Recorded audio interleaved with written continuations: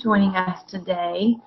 I know it's a busy time of year for summer and school starting, and everybody has had a lot going on. So we're excited to continue the series, and hopefully this will be some information that everybody can take away, some facts and maybe some suggestions to take back to their schools and either improve or decide to maybe change some things up. On our webinar today, we've got people from all over. We have, let's see, several states represented, 17 different states represented. The top 5, let's see, tied between Colorado, Florida, New Jersey, and Virginia. So lots of people, and it says on here, we have 1 London-based school, so that's exciting. Somebody from across the pond. Welcome. We're glad you joined us. So anyway, we'll get started because I certainly want to have time if there's questions at the end to answer questions. Again, I'll run through some of the logistics of the webinar. There is on your panel a place to actually insert a question. If you look at your instruction panel on the right-hand side of your computer screen and you look at the drop-down screen called Questions. You enter in your question there, I will see it, and we will get to those, hopefully to be able to answer all of those when you submit them. So I have a guest speaker who will be joining me, and I will introduce her in just a minute. But as I mentioned, this is Improve, Renovate, or Relocate. Should I stay or should I go? And if so, how do we do that? Lots of information to cover as we go through this.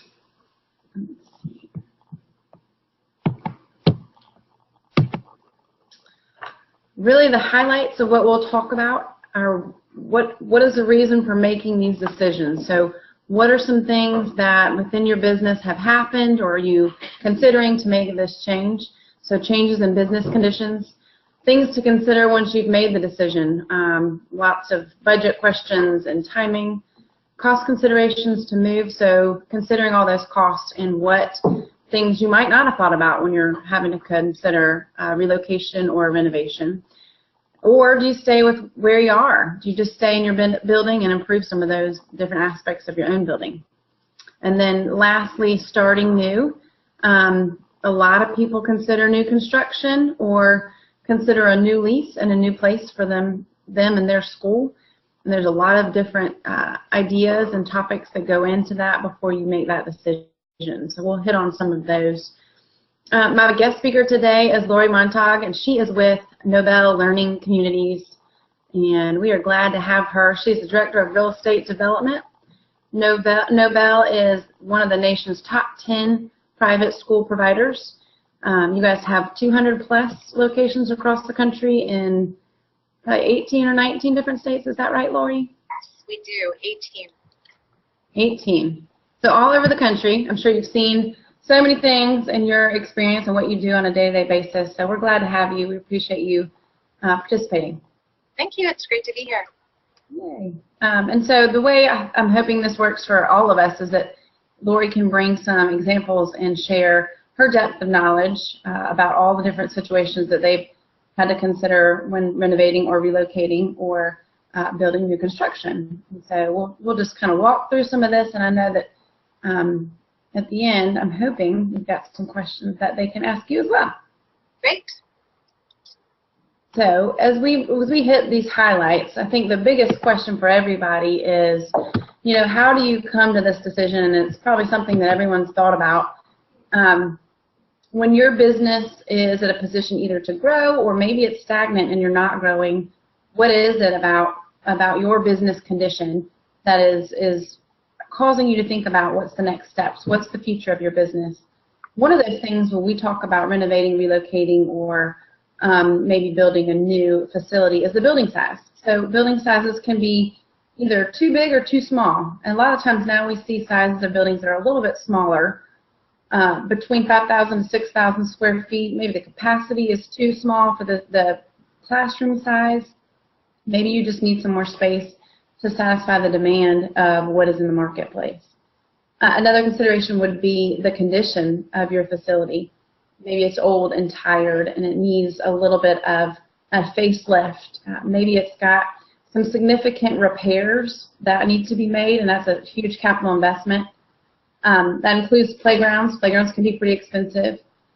Maybe it's a change in licensing standards that is going to cause you to have to spend quite a significant amount to change some of those things that would make you meet licensing demands. So lots of things within your facility. Another condition that we talk about is the change in demographics. When we talk about demographics, it can mean several different things, but really it's the population around you. Has the population aged out?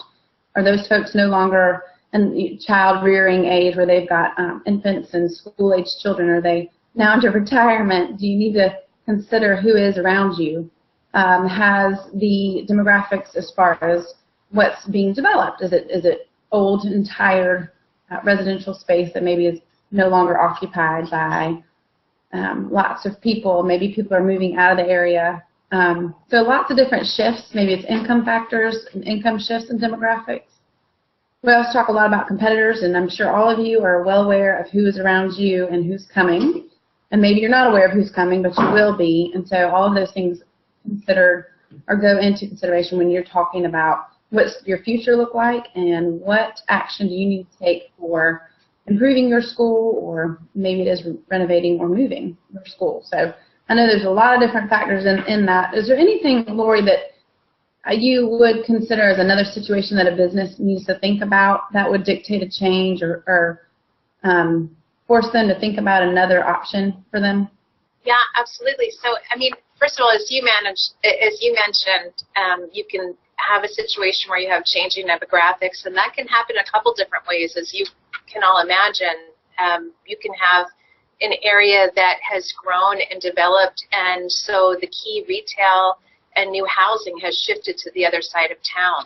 Or maybe road changes have been created, road improvements, and new connections to commuter roads, and so the commuter traffic has shifted. So I think a lot of us have seen situations like that happen over the years where, when the school was first established, you were in the hot area and perfectly positioned to attract your target families. And then within that 10, 15, 20-year range, it has shifted. And so the question is, do you stay where you are, or do you invest in moving so that you can, again, capture your target families? Another factor that happens with us, because we have such a broad network and we have so many leased properties, sometimes you've been in a property or at a site for a number of years, and the landlord makes new plans. Maybe they've decided to redevelop the complex that you're in, or they want to make a change with their site, and they don't want to renew your lease. So that's something that's come up for us a few different times. We tried to guard against that by evaluating our network of leases at least 3 to 5 years out. When we have a lease end date, especially the ones that don't have renewal options associated with them, we're very careful to evaluate them several years out and kind of decide what we want to do. If we really feel we need to stay there, then we'll initiate discussions with the landlord well ahead, a couple of years ahead, to give us time to plan a relocation just in case we have to. Because as you can imagine, with permitting and approval timelines and just construction timelines, you've really got to plan 2 to 3 years out so you have time to complete all of those parts of the process. Sure, and things can come up that change that timeline as well. So it's always good, like you mentioned, to evaluate where you are in your lease so that that decision's not made for you, especially at the last minute. You'd hate to be in a position where you have no control and have to make a really quick decision that you didn't want to make. So that's a good example.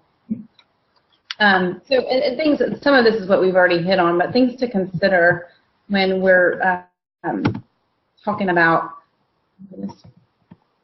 things to consider when you're talking about renovations or relocations. The big thing is budgeting. It's considering all different avenues. So it's whether you stay in your particular facility and you're renovating, you're looking at what that renovation is, what the scope of work of that renovation is. You're probably going to have to, either borrow some money to do that, particular project, or maybe you've got cash on hand. If you're building a new facility, like you mentioned, it is looking at what the cost related to that is, probably going out to find some financing or a developer that might do a build-to-suit option for you. But there's a lot of due diligence that goes into budgeting and making sure that you understand the scope of work there that goes into your decision. Do you guys have any financial metrics, Laurie, or any way to determine how your facility costs are structured when considering either new build or renovating? We do. So we have detailed models that we use to evaluate both scenarios. And in some situations, we've had to evaluate both scenarios just to decide what we want to do, whether we want to try to stay and renovate or expand, or whether it makes more sense to just find a relocation site. So yeah, we have very detailed models, and basically they plug in every single detail related to the project, what can be anticipated out of the project. So if it increases enrollment, you know, what that looks like in terms of tuition, lifts, all of the impacts to operating expenses. And then, you know, it gives us a look a few years out to give us a very clear sense of what the ultimate return is going to be. And we do have really strict metrics around that. We look for a certain level of return or, you know, revenue, range of revenue and balance between revenue and expense within a few years of the project or the move. So would you say 3 to 5 years, or? Yes, generally 3 to 5 years. We have a detailed view that gives us a 5-year view. Okay. And do you have a facilities cost based on revenue, that a range, I guess, that you guys stay within when you're looking at how much you can actually afford in a facility? Because I know we do. I mean, you know, you're generally wanting to keep it. Everyone, I think everyone has their own specific balance that they're looking for. You know, but when we look at rent to revenue percentages, we're really careful about keeping it within a certain range. Right, because I mean, that's part of your success, obviously. And I think that's a question a lot of operators have, but it also obviously depends on markets too. So that fluctuates between markets. So when another piece of considering, you know, what your next step is timing. And I know you hit on some of this, but where are you in your lease? So you talked about maybe 3 to 5 years out, and a lot of that is because you do need time to plan. And so you really want to make sure that you understand your lease terms, if you do have options or not, and when that lease expires. How long, like you said, will it take to do site selection, put together construction plans, get all the permitting done, and then licensing is another piece of that. So all those things come into timing as to what your decision is. Another part of timing, which may relate more to renovating, is when do you renovate, and how long does it take, and how do you minimize the impact on your business? So lots of things to consider with timing on all different fronts. Another large part of consideration is location, and I think, you know, they always say location, location, location for real estate is a big deal. And we talked a little bit about this with, you know, demographics moving and trade areas changing, and it happens everywhere. It's across the country. So it's really understanding the demographics and the traffic patterns and the growth patterns. Do you analyze a market in any specific way, or what are some of the hot buttons that you really look at when you're analyzing your trade market? We do. We analyze it in great detail, and so I think, like most of the school operators out there, we look for areas that you know, are dense in terms of high-income households. For us, it's high-income households because we're mostly tuition-based. So we're looking for dual-income families, a really dense level of 0 to 4-year-olds. If you're focusing on preschool, we have schools that go beyond preschool as well, but a big part of our network is preschool. And then you want to, you know, we look at commuter patterns. We want to be near employers as well. So, you know, maybe you're a little lighter on the households, but you're near a couple of big corporate offices. You know, so we look for the corporate employment demographics as well. And then with timing, one more note about timing is, you know, you've got to factor in your ramp-up time. You know, if it's a relocation, you can kind of count on the idea that hopefully you're going to bring as many families with you to your new site. But you've got to count on operating losses within those first couple of years just because the spend is going to be so great compared to your typical revenue.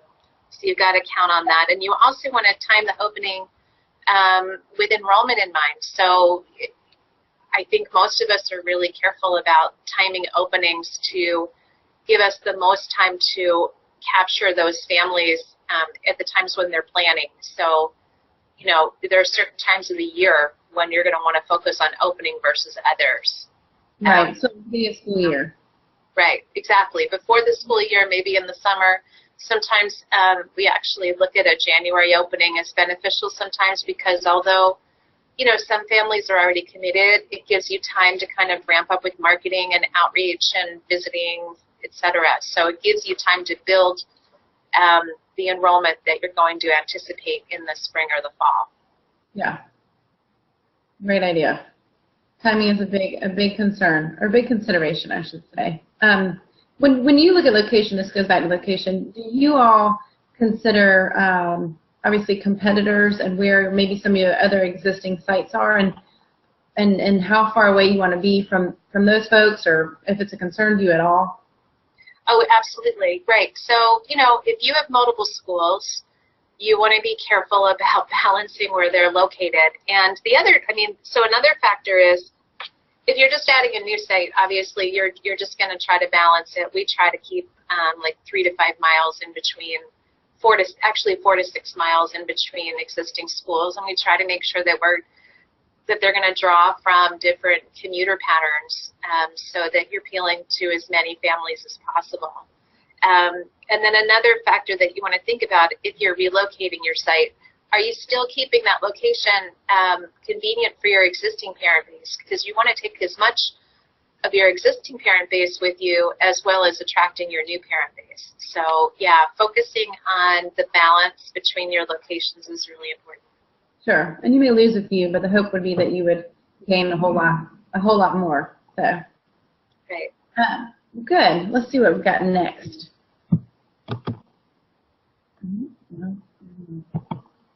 So I did include this slide because I think this is a question that a lot of people have is just, or maybe don't even consider as cost considerations. And there's some things that you don't realize, like you mentioned, even operating losses is a cost or expense that people don't always consider when they're looking at even renovations. So I put this on there to just run through, and these are very general moving locations. So closing a school can be expensive, and I think a lot of people don't consider that you're going to have to move.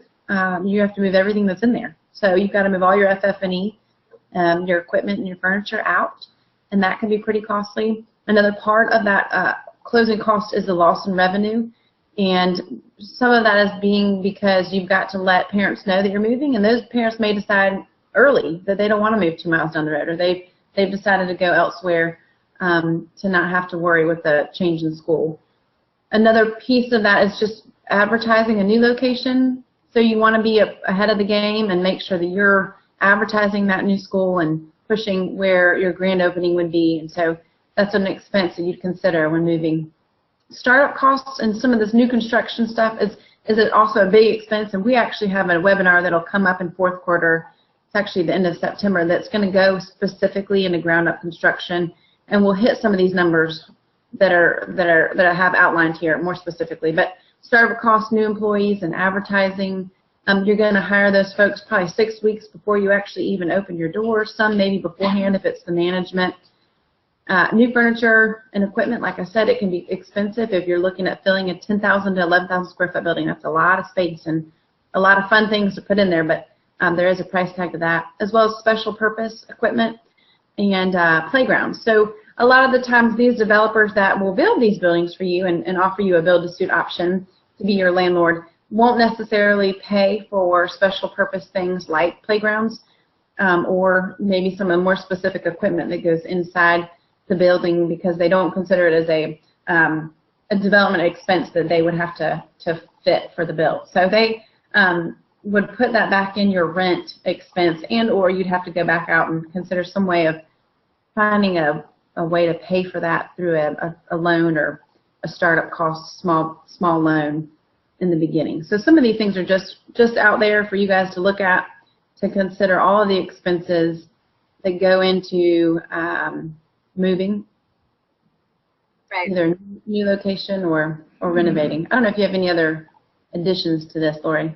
Well, if you're relocating, again, it goes back to the timing question. You want to pay attention to your existing lease, and you want to try to time your move to minimize any kind of rent overlap. You know, sometimes you have to take advantage of the new site when it's available, and when that developer is ready to go, or when that landlord's ready to give you the space. But you might have some time when you have two rents that you're responsible for. So just, you know, be careful to factor that in as well. That's a great point. Do you guys have anything that you analyze as far as your or how do you analyze your break-even timeline on some of this? So, as I mentioned, we model this out so that we have a really clear view of what's expected over the next 5 years.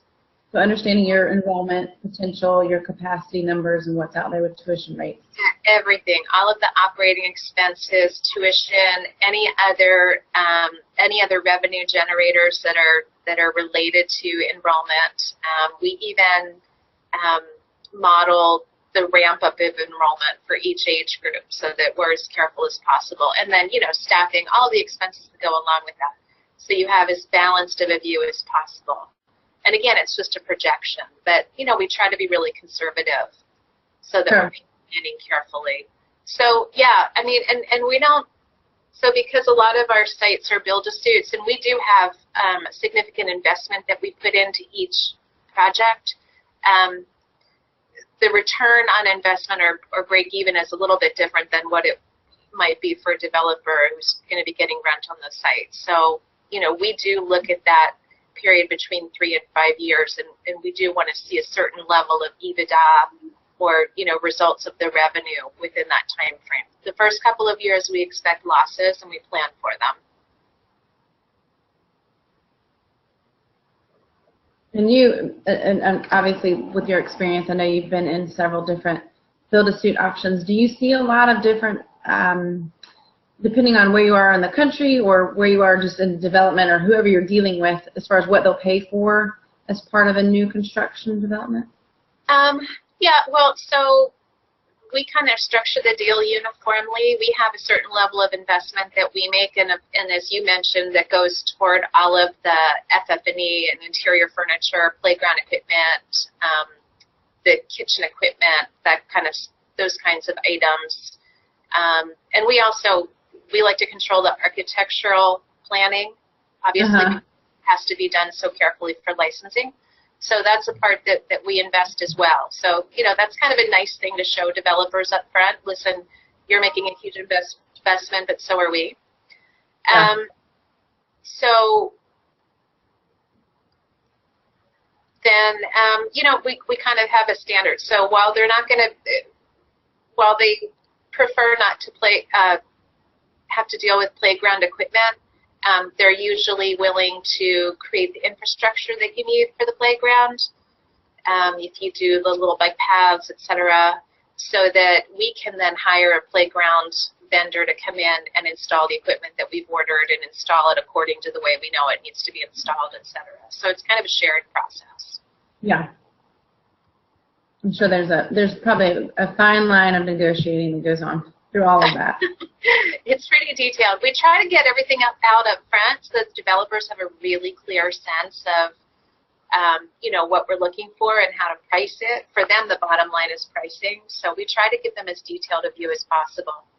Yeah, and I think so I know that I deal with a lot of folks that are looking to expand into new locations, so to add on another unit, and they are considering building. But I think when they get to that process, it can be somewhat overwhelming in the first stages of working with a developer on what their lease looks like and what they're paying for, and even some of the site studies that they have to go into up front, knowing there's a cost associated, a soft cost associated that's going to go into a construction budget, and all of that if you are clear on what your expectation is as a provider up front and what you're looking for, like class sizes like you mentioned, or some specifics to your architecture, that they have a better idea and hopefully can structure that lease and really at the end of the day the development cost into something that works for your business. So I know it's something we talk about often.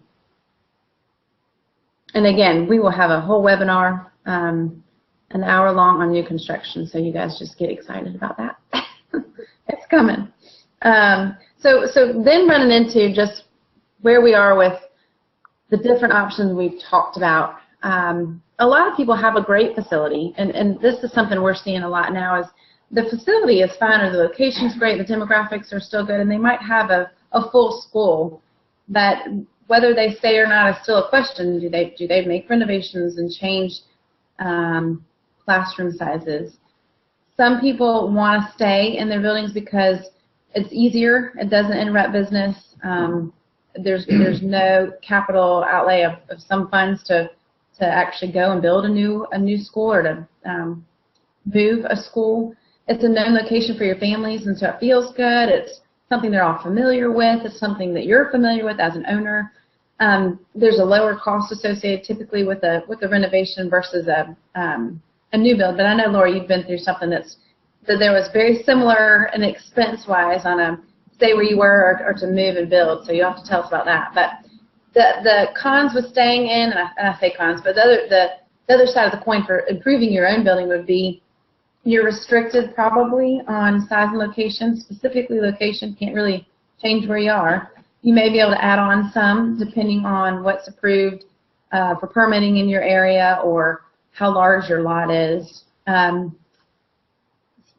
Renovating a building can cause some impacts to revenue depending on when and how you work through those renovations.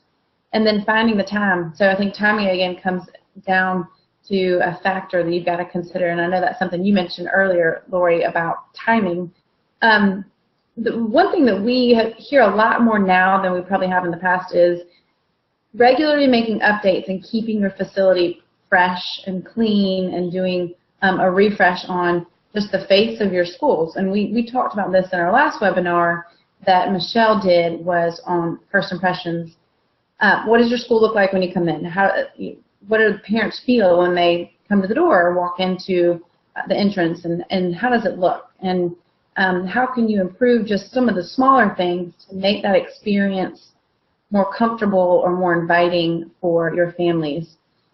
We talk a lot about now, too, is a lot of our clients are doing a lot of branding and rebranding to their school programs, either if it's a multi-site group or a single-site group, that makes everything more consistent. And it's a very clear in each classroom what school you're in and what the expectation is of the brand really as a whole. So we're seeing a lot of that lately. We look at more so when you stay in your building is where are you with your capacity? I mean, do you have more room for enrollment? Can you change rooms without making huge renovations to maybe hit on those spaces that you need more infant space, or you need more 3-year-old space? Can you move some of those folks around to give you some more revenue enrollment? And we also look at just, again, like I said, what's a way to improve the look and feel of your school and then hopefully drive up that tuition rate. So you're going to put some money in, but you're also going to raise that revenue just a little bit by driving up your tuition rates. What else should owners consider, Laurie, when they're thinking about renovating? What else is there that they need to think about? Right. So obviously, one of the major things, as you touched on with timing, is the impact to operations. Right. So first of all, you've got a school that hopefully is full of students, and you're making some somewhat significant renovations. I mean, even if you're just updating the flooring and the paint, you've got to work on 1 or 2 classrooms at a time, or certain types of work at a time. So first of all, you're probably going to want a phased plan. Yep. Where operations will not be impacted during some of the works. Sometimes we'll shift things, especially if you do this like during the summer when you have kind of a lighter enrollment and lighter program anyway. That's kind of a key time to do this kind of work.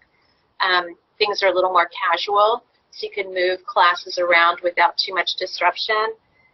So phasing the plan works, helps tremendously. And one of the other things that we have found, especially for some of the bigger parts of the project, such as flooring or cabinetry or whatever, is that, you know, you want to continue to operate, so you're probably going to plan to have a lot of the work done at night or on the weekends. And so you need to factor in a couple of things. First of all, that's probably going to be slightly more expense. You're going to have higher contractor fees for those time periods, but then, you know, that's going to allow you to operate while the renovations are going on. And the other factor with that is that it all needs to be really carefully managed, because once the construction workers leave at the end of their night or their work slot, you know, you've got to be able to open and operate normally in the morning. So that whole process and coordinating with that construction team has to be very carefully managed, so that expectations are very clear and everyone can do what they need to do. You know, the construction team can function and your school can function. We actually had, I'll tell you kind of a funny story. we try to manage things very carefully. And as many other providers out there know, you very often have cameras throughout your school for, you know, added security. So we have renovations projects going on all over the country, and we work with key contractors in various areas. And in one of our schools, the work was being done at night, and fortunately, because we have cameras, we very quickly discovered that some of the construction workers were actually sleeping in the classrooms. It's a creepy thing to learn, but again, it just highlights the need to carefully manage and have someone who's going to very carefully manage for you during that process. School. They were too comfortable to leave. Yes, exactly. Oh my goodness. Yeah, they should know better. They should know there are cameras there. Hello. I guess they completely lost track of that fact.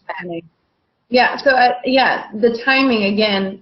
Nights and weekends actually is a great suggestion. If you can get contractors to do that, that would be probably the best and most opportunistic time to make some of those changes, especially if you're making some of the larger renovations. And you and I talked about this a while ago, but maximizing your revenue, and maybe speak to that a little bit so that folks understand what I'm talking about.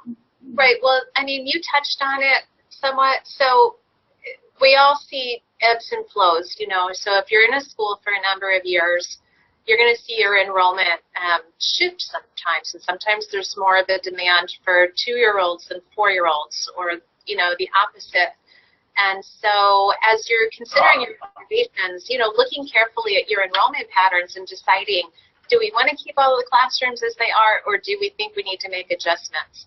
And if you think you should make adjustments so that you can offer more space for 2-year-olds or 4-year-olds or infants, you know, decide that before you start the project so that you can incorporate that into your scope as well. And sometimes it's just a really simple fix, you know. Sometimes it's just a matter of adding changing tables or something. But, you know, factor that in too, so that once your project is finished, you really have the end result that will impact your revenue the most. Yeah, and I think that's something that, in considering any of this, is what is your end goal? So what are your goals for your company and your future? And I think that's where you need to keep your sight is what's your end goal? It's a good suggestion. So and I guess the second consideration, and really the next thought process in my mind, is, so either you stay or you go somewhere completely different. And if you go somewhere completely different, there's a couple different options. And one is new construction. And as I mentioned, we'll talk a lot more about new construction in our next webinar series. But again, think about where you want to be. If you're in an existing area that's not growing and is stagnant, and you're really having a hard time with enrollment because there maybe aren't those 0 to 4-year-old children or even after-school children that can fill your school, maybe you need to make a big consideration and move to a trade area that is growing. And so you want to think about where you want to be, and then how do you want to be competitive where you're going? And so that was something that you and I had also talked about too, Laurie, at one point, was, how do you want to be positioned in the market? And so new construction can give you the whole new, shiny, beautiful, bright opportunity. You get a chance to do all of your own designs, like you talked about. You guys have an architect who, or some specific architectural designs and ideas for your schools that work well. And I'm sure if you are working in a school and you've been in your building for 10 to 20 years, there's so many things you'd want to change. Even, I'm sure we all think about our homes that way. If I would have done things differently on constructing my home. So it's very similar. When you live and breathe it every day, you want to make changes, and new construction can give you the opportunity to maybe maximize classroom sizes and give you an additional teacher space that can keep all of them contained into one area. It's also less maintenance. So in a school that's older, you're going to find some HVAC systems that have had it, and it's time to update those. So those are capital expenses that a new school, you'd hope, unless you got a lemon, those HVAC systems wouldn't have any other issues being new. And then it can be attractive to new families. It's bright and shiny. It's something new that's in the market. People want to try it and see it. Some of the things that we talk about that need to be considered when you're looking at new construction, though, would be cost. I mean, now, especially with where we are in the market as a whole in the economy, we're seeing pretty high construction costs across the country. Same goes for real estate. I think real estate's pretty aggressive as far as where we're priced. So everything as a whole now, if you're considering new construction, is going to be a little higher. The hope, though, is that you can charge a tuition rate in that market that will be able to sustain your new build and your new facility. Timing, too. We talked a lot about timing, and we can walk through some of that because I think we've got an example for that I'd love for you to show everybody. But timing is an issue in that it doesn't happen quickly sometimes, and depending on where you are in the country, it can really be driven by even weather. So there's a lot of things to think about when you're looking at new construction. You may experience some loss from the change in location for new families, but the hope would be, as you mentioned earlier too, Laurie, is that when you're moving, you're going to a better area with maybe more families. You're going to attract new people. You bring a lot of your old families as well. Maybe some loss, but hopefully not significant. And in that ramp-up period or break-even point, you'd actually end up doing a whole lot better than you intended. So, and then again, some of the costs again, the cost of startup costs, all that furniture and equipment that would go into your new school if you didn't bring it over from your old school. The ramp-up period for advertising and some of the new hires. So all those things are things that we would say you need to consider when discussing new construction. And another big one that I didn't even think about to put on here would be financing. So if you're not looking at a build-to-suit option and you maybe want to build this guy and own it on your own, this new facility, financing. So you got to find somebody that's going to lend you the money. So that's another.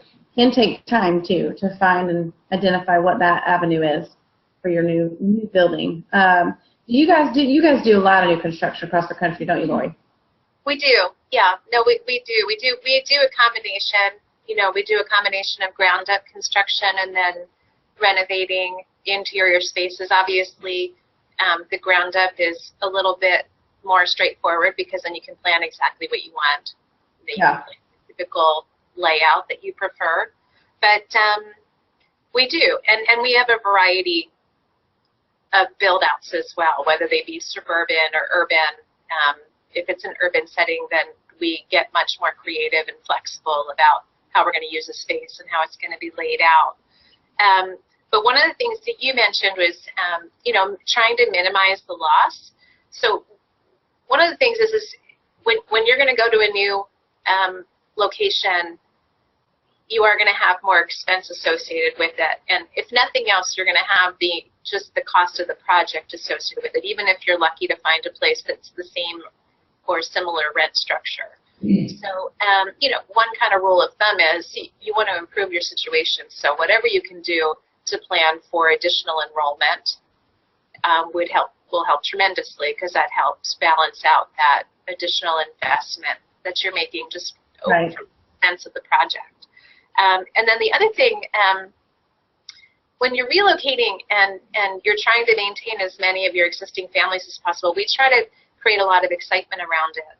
So, once everything's been properly communicated to the existing landlord, whoever, you can make a big deal out of it with your families. You can create displays with the rendering of the new project and show them where it's going to be. We do this with renovations too, because, it can be a little uncomfortable. Families and kids can feel jostled around during these projects, so you want to make it as exciting and positive as possible. So we'll even have a little party and have little hard hats for the student, and you want to just kind of create excitement around them and be clear about the plan and update your parents with progress pictures, etc., so that they're part of the excitement and they're looking forward to the change with you. Sure, and almost like a grand opening or a grand opening celebration of sorts. Exactly. Well, yeah. Yes, that's always part of it also. Even if we're just renovating, we have a big party at the end. And I'm sure it's really important too, especially if you're renovating, to lay out the expectation of what to expect when you walk in, whether there is, some part of the school that's closed or you can't go into, or some construction materials that are out and about that everyone can feel like they know what's going on. Right. Yeah, communication is really, really key. Yeah, and probably even so with your teachers, your staff. Oh, yeah, absolutely, with everyone. But, get excited. Yes. Yeah. Well, I know too, you have given us a sample of kind of what you guys have done, and this is, let me click over to it. This is a site that you all have that, well, you go ahead and tell us about it, and I'll click through, but this is the original site.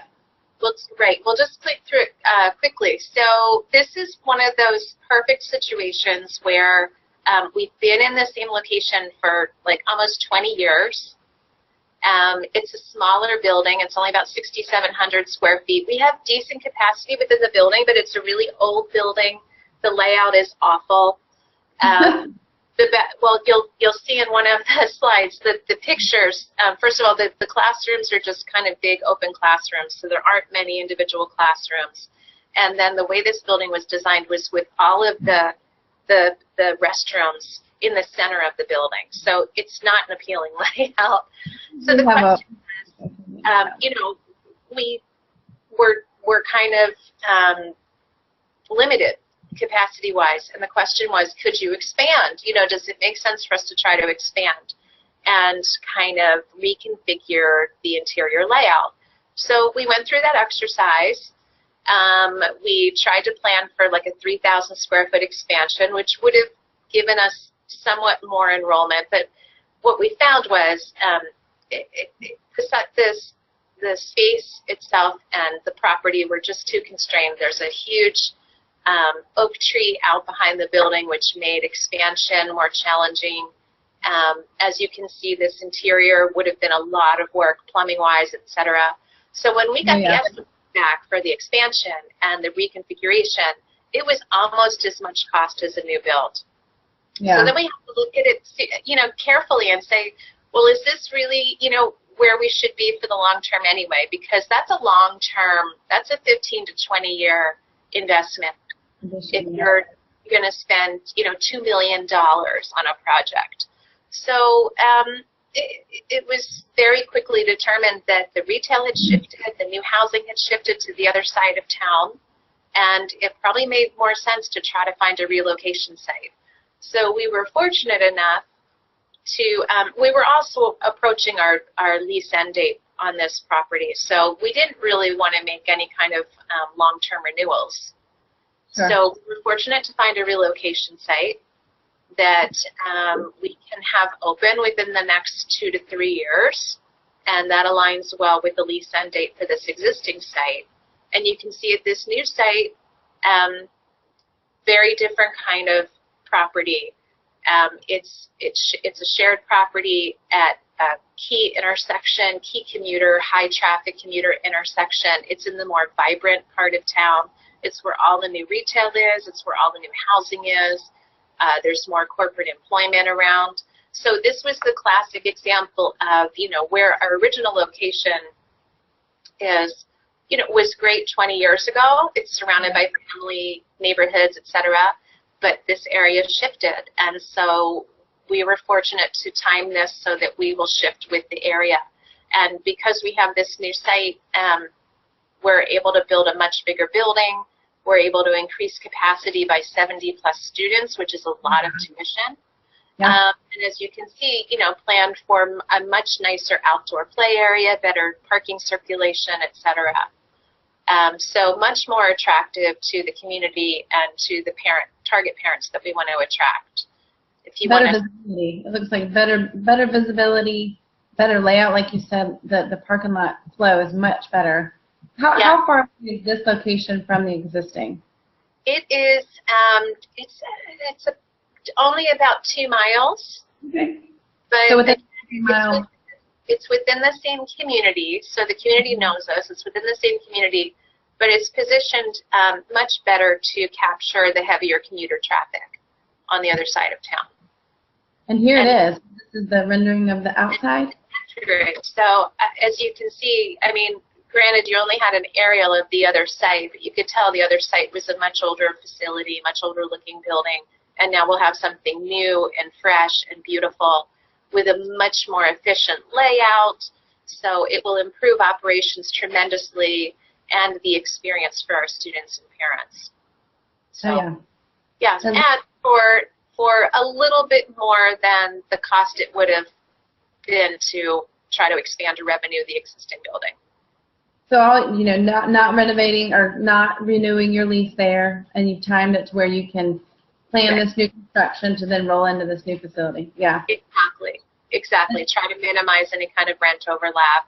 And obviously, this is a much better long-term investment than it would have been to spend the money in the old existing facility. Very, very cool. Very pretty. I know you are excited to get that one done. So we'll be celebrating with those parents and those students. In a grand opening. I like it. Well, and so the other option that we did last but not least would be, and maybe you can speak to some of this too, but relocating to a new facility that's already existing. And some of this, and probably relates more to what you said, some of those urban buildings too, that you may not be able to actually build new construction within an urban area, but you've got a site that you like. In my mind, a lot about this is it is a new building. It's a new building to you, and it's a new building to your business. When you're going in to negotiate a lease, I would look at some tenant upfits and some tenant upfit improvement money from that landlord. So working with them to maybe reconfigure the interior of whatever kind of facility it is, but to make it work with your projections on capacity and what you want your school building to look like. So you have it's a good opportunity to go into a new surrounding for you, but to also leverage yourself with that new tenant or that new landlord to make some of those improvements for you as part of your agreement to be there for 10, 15 years or whatever your lease term is.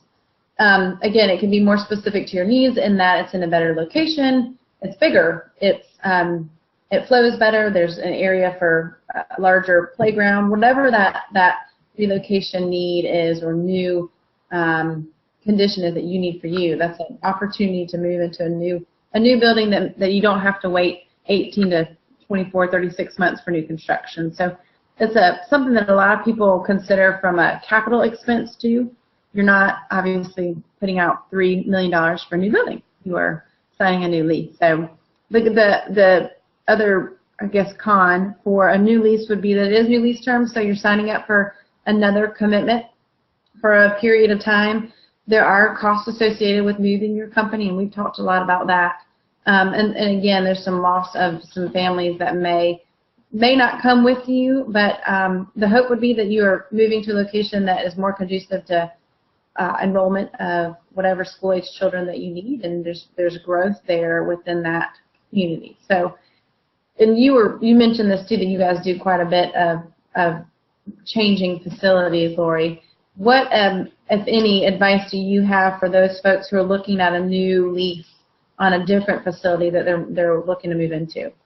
Well, just like with any other project, make sure you build in the time to do really complete due diligence. So you want to understand everything that's associated with that building and with that landlord.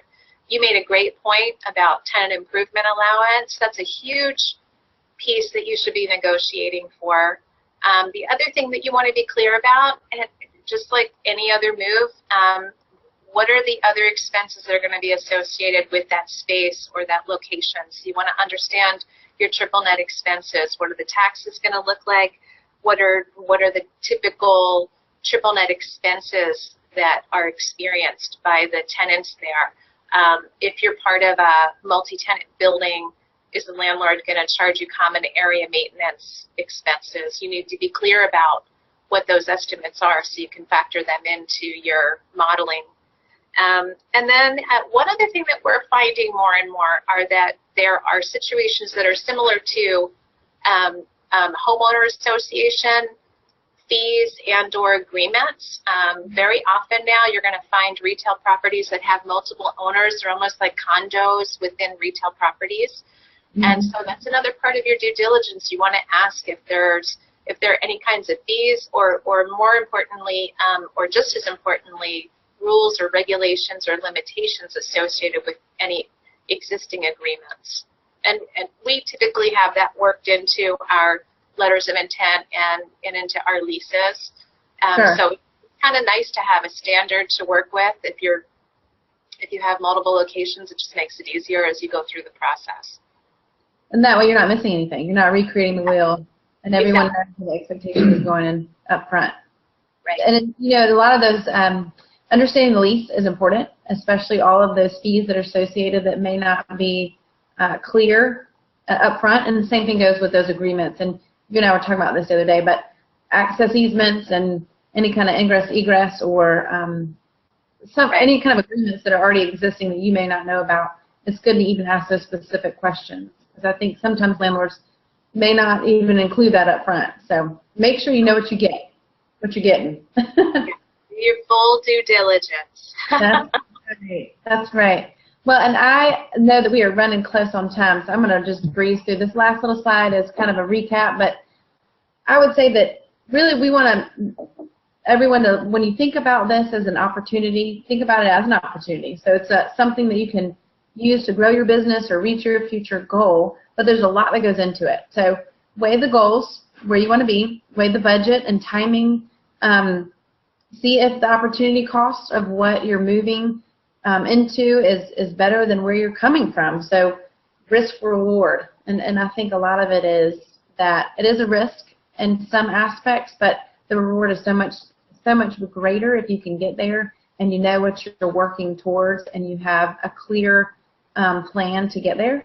So a clear budget and clear ramp up period, as well as a plan. So a phased plan, like you mentioned. I don't know if you have anything else to add, Laurie, but we do have some questions, and I'd love for you to help me answer that. Right. No, I definitely want to make the time for questions. No, I mean, to your point, I mean, you really just have to think very carefully about where you want to be and how you want to compete. And so that helps drive a lot of your decisions. Yeah, yeah. Renovating or whether you're relocating. Yeah, exactly. Well, and at this point, guys, we do want to open the floor to questions. Laurie's been so gracious to give us her experience and all the things that they've gone through. As you know, one of the nation's largest, I'm sure they've seen it all, or if not all, a lot. And they've got good experience to share with us, and we do appreciate you being here. Let's see, I do have a question. What are parents looking for in a child care building? You want to take that one, Laurie? Sure. So, well, you know, one of the easiest ways to think about that is to think like a parent. So I think one of the most important factors is security and safety, right? They want to know that it's a completely secure building and environment, and that it's safe. And then get into, so that's going to impact your floor plan, how things flow, how you're able to see, you know, visibility within the building, outside the building, you know, access to and from the play area, what your playground is going to look like, how safe and secure that looks. And then you get down to the classrooms and the overall environment that you're providing. I know as a parent myself that I always looked for a really rich, engaging environment that was going to stimulate my children and inspire them and motivate them to learn. And so I think parents are looking for a lot of things, but those are probably the top 5 or so factors. And more so now, I feel like curriculum and what, like you said, that enriched learning environment is so important to parents, and they're all engaged in how to improve that piece of their early childhood education for their children. I know I'm the same way as a parent, so I always look at that. Let's see, what other questions? One of the other things that I've noticed just walking through preschools is the overall feeling that you get from the environment and the energy that you feel from everyone that's within that space. So when I'm walking through one of our preschools, I sense a very nice feeling of peace and calm, and the children are just happily and confidently engaged. I think that's something that parents look for as well. Yeah, I agree. Just not chaos all the time. No. So one of the questions is, what should I be spending on rent? I know we talked a little bit about this, and from when we talk about rent numbers and the expense to revenue factor of rent, we really tell our folks, a lot of it depends again on market and your facility age and what it looks and feels like, and its current condition. But we really tell people to keep it. When I say, when you're looking at a revenue, to stay between probably 12 to 15%. There are some market rents that can go a little bit higher, obviously, with markets, and if your tuition rates are higher, you can support a higher percentage in your facility costs. So that's kind of where we keep our rent factor. I don't know if you have any other input on that. Well, I think that that's a nice, safe range. I really do. And you do need to make sure that you're outlining all of those details related to tuition and all of the operating expenses, versus revenue, so that you're really clear about that, because you do need to see that you're going to have enough left over to, pay your expenses and your people and yourself. So hopefully make a little. That's right. So once you're in that rent payment or in that loan payment, there's not a whole lot of change in it. So. No, there isn't. There's no going back. So 12 to 15%, I think, is a really safe range. Conservative. That's right. So the last question, and then I know we've got to probably wrap up here in a second, unless anybody's got any other questions. If I sell my building or business, will the new owner have to make changes? And I think a lot of this relates to probably licensing as well as any new building codes. And I don't know if you've run into that, but I know we hear a lot about those two things. Sometimes fire, also requiring changes to those buildings to upfit them. Right, absolutely. So you're absolutely right. If you're doing any construction within the building, then and you're going in for building permits, you're immediately going to trigger code requirements. So there might be updates required to the building just for code requirements. But then to your point with licensing, and every state's a little bit different, you need to just stay on top and look at the licensing for every state. I mean, I think generally when you change operators within a state, then the newest requirements are expected to take effect for licensing, but you really need to look at each state individually. Right, and ask a lot of questions, because like you said, all of them can be different, and sometimes you can get different answers, so make sure you're clear on what those are. Any other questions? I see one more, and this is more related to it says, are there non-economic issues that take precedence over economic ones when considering moving or renovating? I'm guessing this is related to families and your employees. I'm not quite sure if I have an answer for that. Non-economic. Yeah, I mean, unless you're just talking about general changes like, commuter patterns or such. I'm really not sure. One other thing that I thought of with renovations, if you really love your location and you're coming up on a renewal, you don't have renewal options, or you might, but you're coming up on your next renewal, don't be afraid to approach the landlord and offer to maybe make a longer term renewal in exchange for renovation capital, renovation money. They will very often invest in your renovation because they know it's adding value to the property, and in return, you're giving them a longer term renewal and lease term, which also adds value to the property. So that's just another way to come up with the capital that you need to make the improvements that you want. Great idea. Great idea, because that way they're getting a longer term commitment, like you said, and you're getting hopefully some much needed improvements to your space to even increase enrollment and tuition. So yeah, all good things.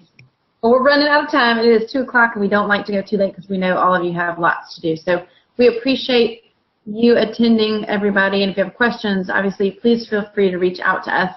The webinar will be posted online in the next 2 days. And Laurie, thank you so much for joining us. We appreciate your time and you being with us today. Thanks so much for having me. It was fun to be a part of it. Yeah, and you guys catch us next month. I think it's September the 17th. Nope, September the 21st.